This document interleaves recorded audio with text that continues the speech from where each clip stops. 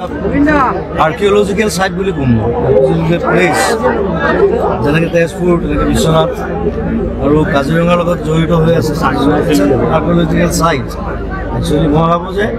পৰ্যটক ইয়াত আহিব লাগে চাব লাগে ইয়াত কি আছে পুৰণা বস্তু বহুত আছে ইয়াত যিবিলাক এতিয়ালৈকে আমি ফ'কাছ কৰা নাই এক্সপ্ল'ৰ কৰা নাই মই মোৰ ফালৰ পৰা যদি যাতে বিশ্বনাথ ঘাটক আকৌ পুনৰুজ্জীৱিত কৰিবলৈ বাহিৰৰ মানুহ আহি যাতে চাই কি আছে বহুত বস্তু ইয়াত চাবলগীয়া কাৰণ মই যোৱাবাৰ আহোঁতে ইয়াত যেতিয়া একমাহ আছিলোঁ যেতিয়া ঘূৰিছিলোঁ মই তেতিয়া গম পালোঁ ইয়াত বহুত বস্তু আছে চাবলগীয়া বহুত বস্তু আছে দিবলগীয়া আমি মানুহক বিলাই দিবলগীয়া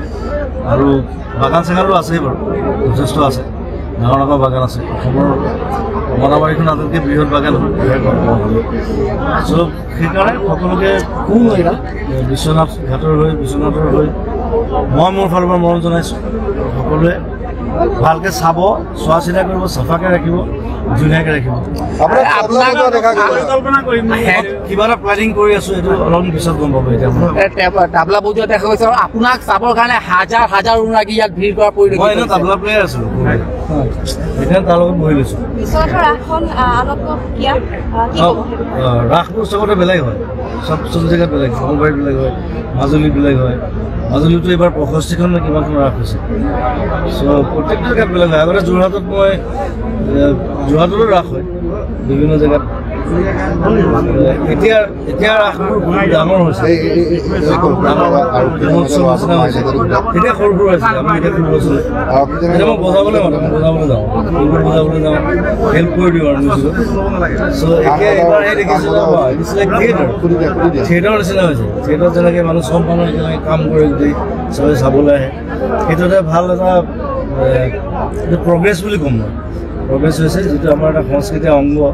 তাক আমি যে অকণমান হ'লেও আগুৱাই নিব পাৰিছোঁ সেইটো কাৰণে সকলোকে ধন্যবাদ আছে আৰ্কিঅলজিকেল সাইট বুলি ক'ম আৰ্কিঅলজিকেল প্লেচ যেনেকৈ তেজপুৰ তেনেকৈ বিশ্বনাথ আৰু কাজিৰঙাৰ লগত জড়িত হৈ আছে আৰ্কিঅলজিকেল সাইট একচুৱেলি মই ভাবোঁ যে পৰ্যটক ইয়াত আহিব লাগে চাব লাগে ইয়াত কি আছে পুৰণা বস্তু বহুত আছে ইয়াত যিবিলাক এতিয়ালৈকে আমি ফ'কাছ কৰা নাই এক্সপ্ল'ৰ কৰা নাই মই মোৰ ফালৰ পৰা যদি যাতে বিশ্বনাথ ঘাটক আকৌ পুনৰুজ্জীৱিত কৰিবলৈ বাহিৰৰ মানুহ আহি যাতে চাই কি আছে বহুত বস্তু ইয়াত চাবলগীয়া কাৰণ মই যোৱাবাৰ আহোঁতে ইয়াত যেতিয়া একমাহ আছিলোঁ যেতিয়া ঘূৰিছিলোঁ মই তেতিয়া গম পালোঁ ইয়াত বহুত বস্তু আছে চাবলগীয়া বহুত বস্তু আছে দিবলগীয়া আমি মানুহক বিলাই দিবলগীয়া আৰু বাগান চাগানো আছেই বাৰু যথেষ্ট আছে ডাঙৰ ডাঙৰ বাগান আছে অসমৰ মনাবাৰীখন আটাইতকৈ বৃহৎ বাগান চ' সেইকাৰণে সকলোকে বিশ্বনাথ ঘাটৰ বিশ্বনাথৰ হৈ মই মোৰ ফালৰ পৰা মৰম জনাইছোঁ সকলোৱে ভালকৈ চাব চোৱা চিতা কৰিব চাফাকৈ ৰাখিব ধুনীয়াকৈ ৰাখিব কিবা এটা প্লেনিং কৰি আছোঁ এইটো অলপ পিছত গম পাব এতিয়া তাবলা বজোৱা দেখা গৈছে আৰু আপোনাক চাবৰ কাৰণে হাজাৰ হাজাৰ অনুৰাগী ইয়াত ভিৰ কৰা পৰিলক্ষিত মই এনেও তাবলা প্লেয়াৰ আছিলোঁ এতিয়া তাৰ লগত বহি লৈছোঁ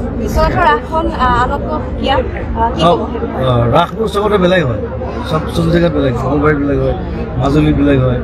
মাজুলীতো এইবাৰ 65খন নে কিমানখন ৰাস হৈছে চ' প্ৰত্যেকটো জেগাত বেলেগ হয় আগতে যোৰহাটত মই যোৰহাটতো ৰাস হয় বিভিন্ন জেগাত এতিয়া ৰাসবোৰ বহুত ডাঙৰ হৈছে উৎসৱ নিচিনা হৈছে তেতিয়া সৰু সৰু আছিলে আমি এতিয়া সৰু আছিলে এতিয়া মই বজাবলৈ যাওঁ হেল্প কৰি দিওঁ আৰু মিউজিকত চ' এতিয়া এইবাৰ সেই দেখিছোঁ